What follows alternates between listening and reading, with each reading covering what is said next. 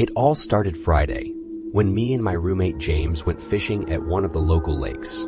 Or at least we tried to go fishing. It's spring, but the lake we drove to was still frozen. Ice fishing wasn't something we'd ever done, but we figured it couldn't be too difficult. When we arrived, I tentatively tested the ice, and it seemed solid. So we ventured further out. The ice cracked underfoot in a few places, but neither of us were very concerned. Once we got to a nice spot in the middle, I sat down on one of the buckets we'd brought and started fitting our poles with hooks. While I was doing that, James set about trying to make a hole in the ice. He started by stomping on it with his foot to no effect. Then, he grabbed his bucket and began hammering away at it. "Hey, need some help over there?" I said in a somewhat teasing tone. "No, I've got it. I just need a better spot.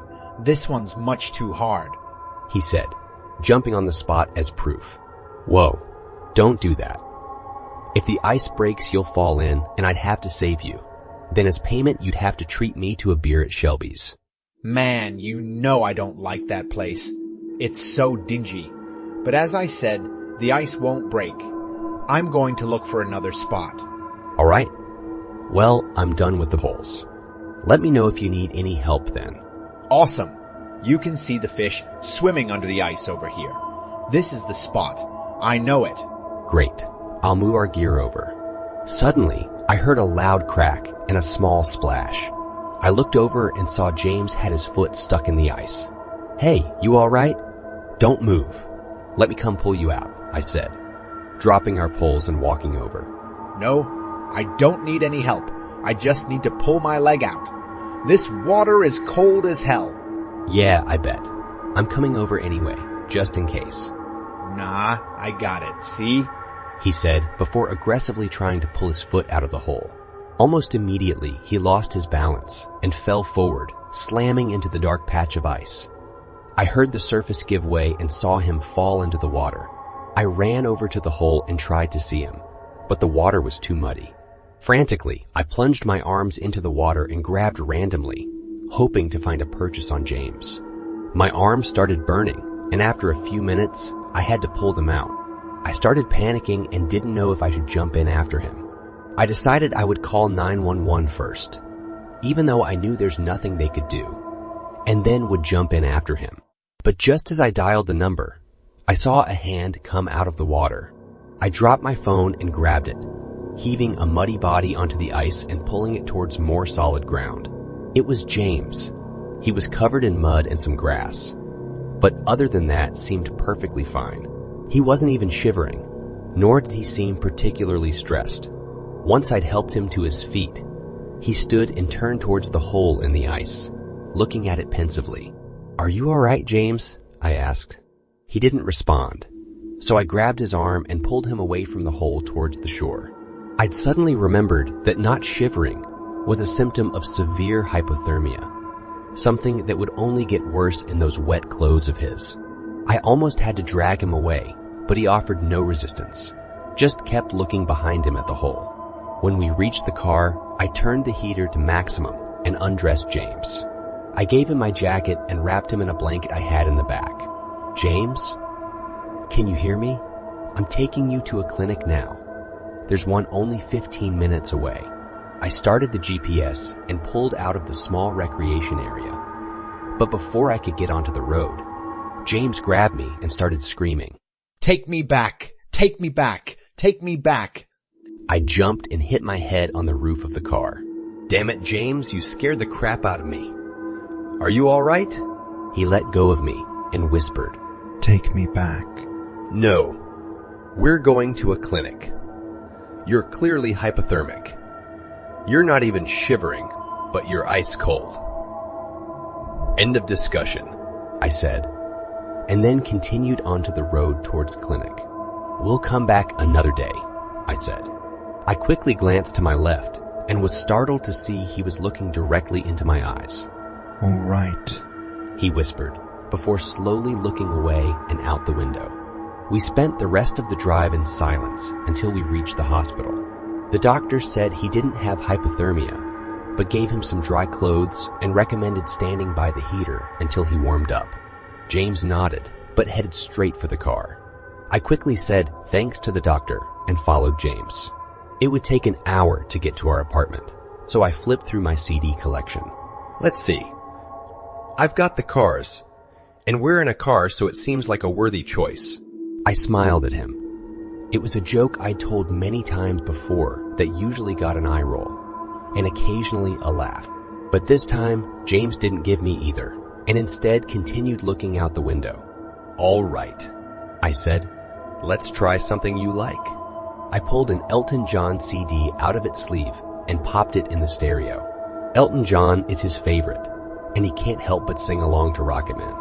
This was the first time he hadn't. He even sang to it when I picked him up after his girlfriend dumped him in college. When we finally arrived at our apartment, I pulled into the parking space at the back of our building. James didn't say a word and silently followed me to our door. Once inside, he went over to the couch, lied down, and closed his eyes. I thought he was probably shaken by his experience and needed some time alone, so I let him be and went to my room. I was a bit worried about him, so I spent the day at home Saturday, but he still wouldn't make conversation with me. Then in the evening, he came out of his room and sat down next to me. Take me back. He whispered. Take you back where exactly? To the lake. You said you'd take me back. Oh, yeah. I guess I said that. Honestly, I don't really trust the ice after what happened. We should wait a month or so until it fully melts and then just fish like we normally do. But you promised.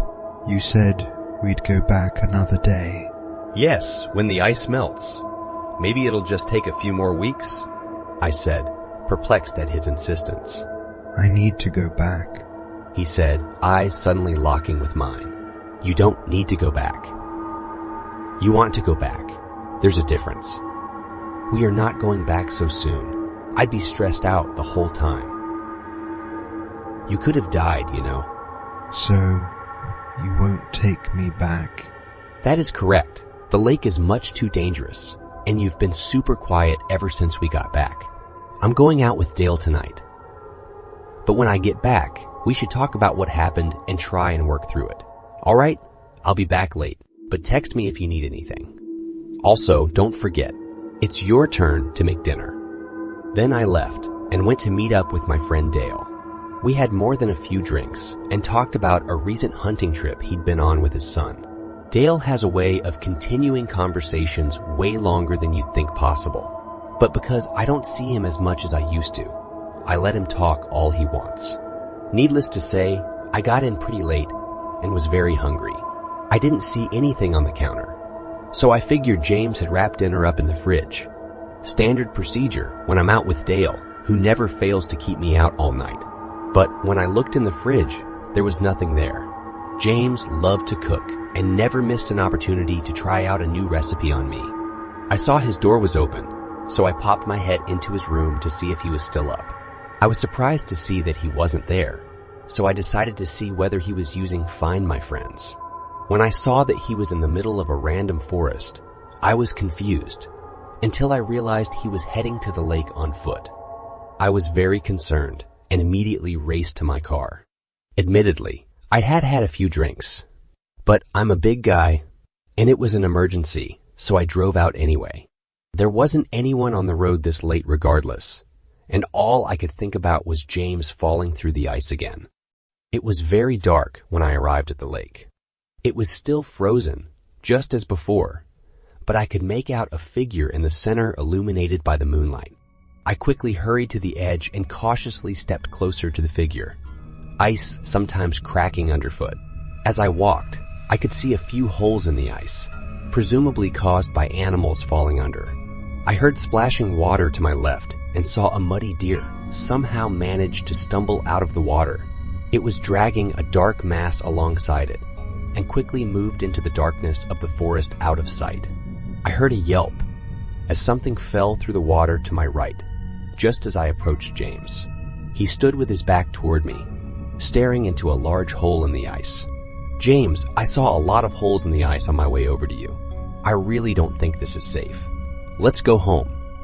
I'm worried you might not be thinking clearly. You're putting us both in danger right now. We really shouldn't be on the ice." Look, he said, without turning. I walked up beside him and looked into the hole. The water was crystal clear, and I could see a naked body tangled in the weeds. Suddenly, James stepped forward and jumped into the hole. Stunned, I watched him move towards the body before the mud obscured my vision. After a few seconds, his hand came out of the water, reaching towards me. I grabbed it, and with some effort pulled him and the body out onto the ice, hearing a subtle crack as their collective weight bore down on the lake surface. "James, what is happening right now?" I said. He didn't answer, just stood up and looked at the body with a curious look on his face. He started to wipe the mud off the body with his sleeve, and I realized the corpse had James' face. They were identical except for the fact that the body was naked and James was clothed. "What the fuck? Who is this? Why did you know there was a body here? Why does he look like you?" I said nervously. In lieu of an answer, James turned to look at me with a confused expression. I backed away slowly and clutched my phone in my pocket, ready to call 911, when suddenly a muddy deer emerged from the forest and began to approach James. As it got closer, I saw it had a bloody deer leg in its mouth. It moved quickly and was next to James within seconds. The deer dropped the leg, walked over to the body, and began to lightly chew the dead doppelganger's arm. It looked at James, then back at the body, and walked back to where it had dropped the deer leg. Then, it put it back in its mouth and began to chew, before looking back at James again. "Oh, thanks," James said. The deer bowed its head slightly, then returned to the forest. Suddenly, James dropped to his knees and lifted up an arm of the body. He immediately began tearing into the flesh, savagely ripping off pieces with his muddy hands and teeth. I felt vomit come up my throat, and I blacked out. Next thing I knew, I was in bed.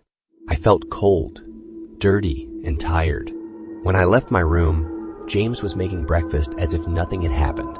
"Good morning," I said wearily. "Good morning. How'd you sleep?" I didn't respond. I could still see the body being torn apart on the ice, but the memories were hazy. I wasn't drunk at the time, but I had been drinking prior, and somehow I was back in the apartment like I'd never left. It all seemed a bit surreal, but I have never had a dream so disturbing before. I looked out the window and saw that my car was still in its spot, but I was also still wearing my clothes from the bar, which initially seemed a tad odd. "Are you all right?" James said with a concerned look on his face. "You know, you took quite a nasty fall last night. You really shouldn't drink so much." "I fell." "When?" I said, touching my head and confirming that it was a bit sore. "You came home last night after you went drinking with Dale, and I guess you slipped on the doormat or something. I heard a thud and found you passed out cold on the floor." "Huh. You're right. I guess I did drink a bit too much." I lied. "But you know Dale. He's just got a way of keeping you on that stool." "Clearly. Just know you can call me to pick you up anytime. You don't have to stumble home all by yourself." "Thanks. Anyway, I've got to get going. See you later." "Not hungry? I've got some eggs here. They're crunchy, just the way you like them." By crunchy, James meant he had put the entirety of the egg into the bowl and whisked it all together. This was his signature. He lived with his grandfather for a bit as a kid, and apparently the madman refused to separate the shells, claiming they were a great source of calcium. James was always trying to get me to try them, but I always declined. "No thanks," I said, unable to suppress a small smile. "I've got some errands to run. I'll see you in a bit." "All right, man. Your loss. See you later. Don't forget, it's your turn to make dinner."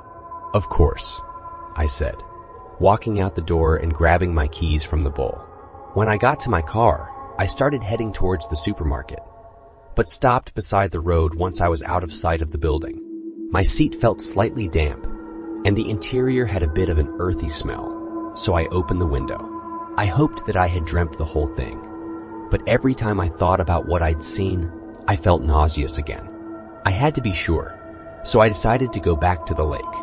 I was paranoid that James might use Find My Friends on me, so I actually did end up going to the supermarket and hid my phone nearby, and just hoped if he did check it, he would only look once. Then I booted up my GPS and headed back to the lake. As usual, when I arrived, the small parking lot was empty. I quickly headed to the lake and very carefully walked towards the center. As I walked, my memories of the night prior kept flashing before me. The muddy deer dragging something across the ice. The crunch of the ice beneath my feet. Eventually, I reached the spot where James had fallen. The ice was clean. No body in sight. I didn't even see any blood. I very nervously looked down into the water, but again didn't see anything suspicious. Perhaps this should have convinced me it was a dream, but I'm much too stubborn for that, so I decided I would need to find a way to test James. I started heading back to the supermarket in my car to retrieve my phone and thought up a plan. When I arrived at the store, I grabbed my phone and bought some groceries.